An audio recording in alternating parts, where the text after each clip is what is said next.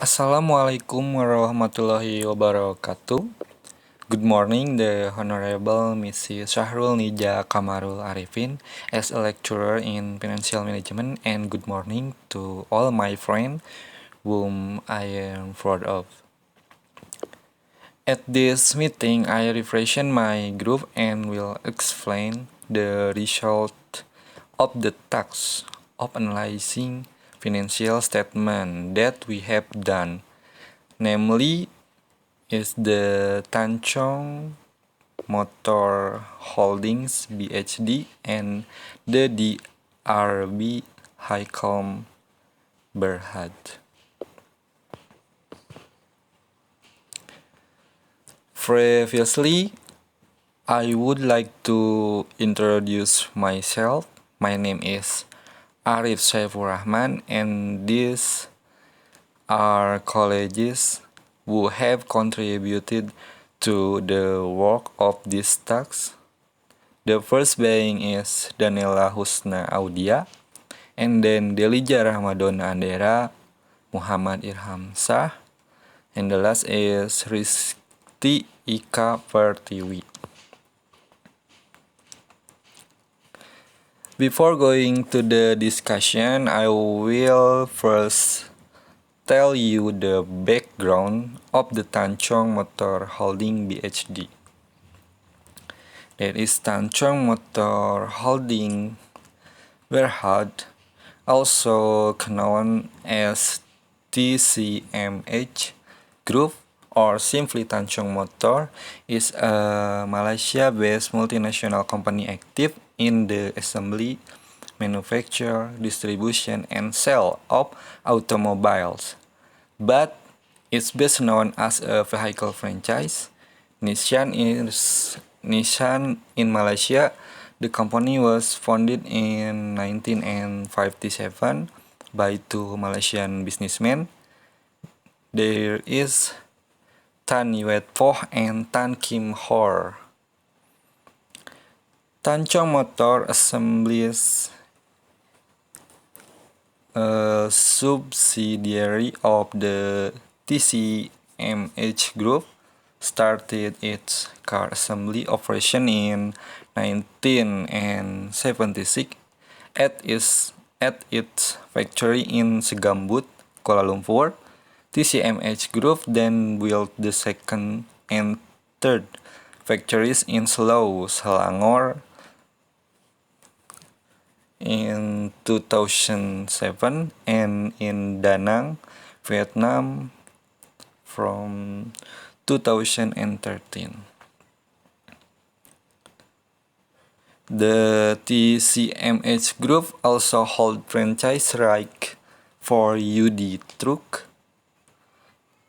Truck, Renault, and Foton Motor in Malaysia, as well as for Nissan vehicle in Vietnam, Cambodia, Laos, and Myanmar. TCMH also has subsidiaries that are active in property ownership and financial service. Next is DRB Highcom, the company that we will compare to Tanchong. DRB Highcom is the majority shareholder of Malaysia's national car company, that's Proton, with China's Zhejiang Geely Holding Group as the other shareholder since an equity sale in 2017. The group also owns national motorcycle company Modenas with Japanese two-wheeler giant Kawasaki as a partner. DRB Highcom assembles cars in Malaysia for Tata Motor, Honda, Isuzu, Mercedes-Benz, and Volkswagen, with expansion plans.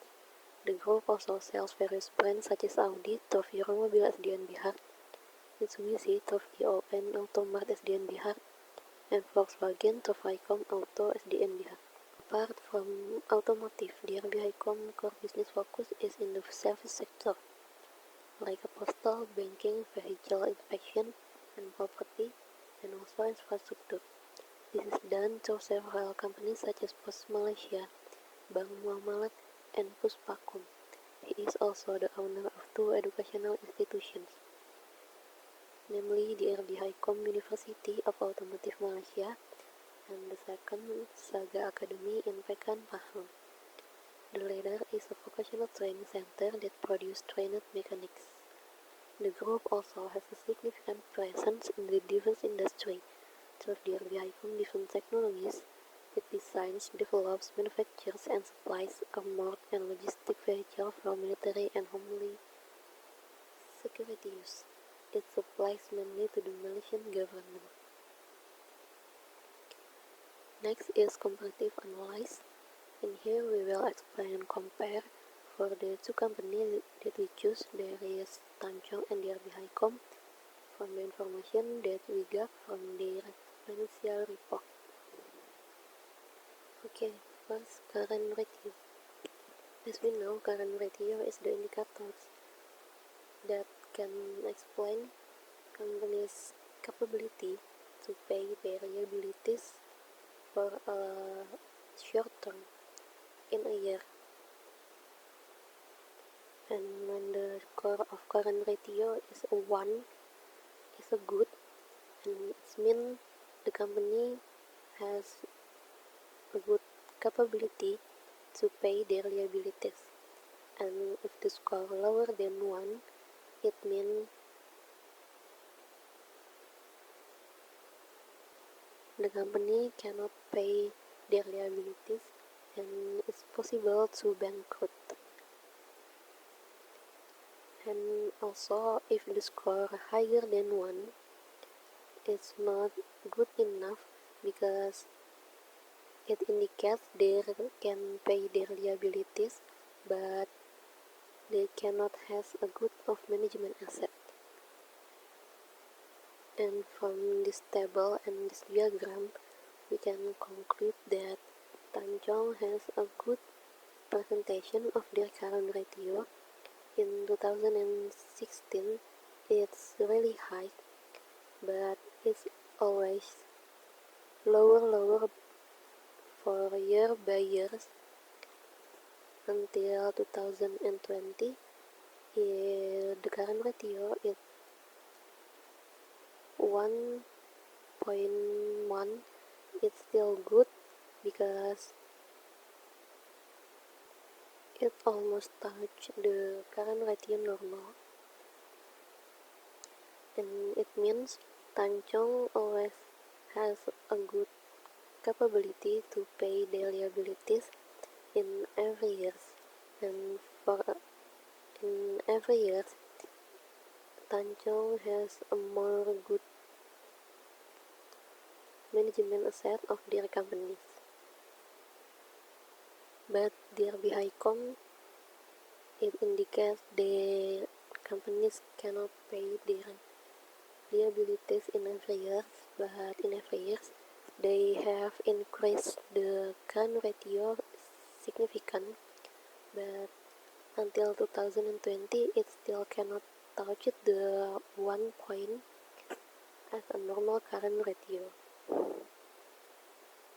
So DRB Highcom is not really has a good capability to pay their liabilities, and they has to be better next year. Next is quick ratio. Quick ratio is an indicator from the companies that indicates the capabilities of company to pay their short-term liabilities, current liabilities from their current asset that very liquid. And quick ratio has the same score to current ratio. There is 1 for the good score, and when we look to the table and the diagram, we can see that these two companies cannot have a good quick ratio because they don't have the presentation of quick ratio is lower than 1, and it indicates these two companies cannot pay their liabilities with their liquid asset, and they cannot have liquid assets from their companies. But if we compare, Tanjong has more score than DRB Highcom of the quick ratio, but Tanjong still cannot has a good capability to pay their liabilities from their current assets. Next is net working capital. Based on the data, we can assume that the Tanjong Motor Holdings and DRB Highcom are not in a good net working capital condition for the latest year. DRB Highcom is in a really bad condition because it's in minus state, which means the company will not be able to pay their short-term debt in the following year, while Tanjong still has higher chance of paying short-term debt than DRB Highcom, even though the net working capital keeps decreasing. The next comparative analysis is leverage ratio, which includes financial leverage and debt equity ratio. The first one is financial leverage. From the data, we can see that Tanjong had a significant increase in the debt to asset ratio. For debt ratio, we all know lower percentage is better because debt ratio has a function to show how capable the company is to manage their asset and how much the asset is paid by the debt. Tanjong has a good cycle percentage of debt ratio, and DRB Highcom has a lower percentage and also fluctuative chart. But in general, we assume that DRB Highcom has more balance between the asset and the debt than Tanjong. But these two companies in the same industry are not in a good range about their balancing asset and debt. The another part of leverage ratio is debt equity ratio. From the debt equity ratio comparison about DRB Highcom and Tanjong, we can see that Tanjong started the balancing of the debt and company equities with a good percentage. But in the 2019 until 2020, it increased so high, but is still in a good percentage. Even in DRB Highcom, they has a little changing on the percentage, but is still higher than Tanjong. So, with a simple analysis, we can assume that Tanjong has more capability to maintain their debt to fund their company. But again, the debt is not always bad. Surely, it can be used to develop the company, but the company should use it wisely. And remember to not take too much to take a debt to fund the company, and also to make it still worth it to the investor as a debtor. And then this is inventory turnover from two companies. We can look in 2016 inventory turnover for the DRB Highcom was 6.24, higher than Tanjong, which only had 2.67. This indicates that the DRB Highcom had a good management to control their inventory so they can transform inventory into sales faster as compared with Tanjong. From 2017 until 2020, Tanjong inventory turnover is still below the DRB Highcom. It can be concluded that the DRB Highcom is more effective in using their inventories to generate sales.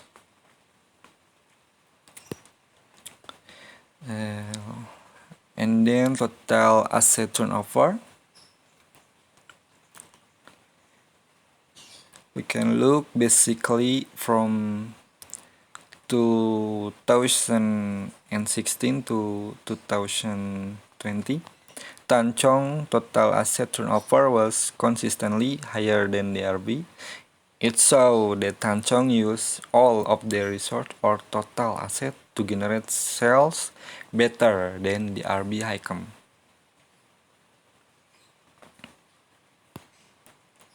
And then this is return on asset. According to the return of asset data, the RB Highcom saw a greater chance of making a return to investor than Tanchong Motor Holdings, even though in 2016 the RB Highcom started a minus point. It kept on increasing throughout the following 4 years. While Tanchong latest ROA in 2020 dropped to minus state that show no chance of making a profit and cannot return from total asset to investor. So let's move on to the last ratio that shows in the presentation. Based on the data that shows in the presentation, the return on equity of Highcom has the highest ratio value of 6.87 in 2020, while ROE of Tanchong dropped to its lowest value of ROE in 2020. It shows that Highcom has a good movement in equity management rather than Tanchong. It also shows that the RB has a greater chance of returning profit to investors from its total equity.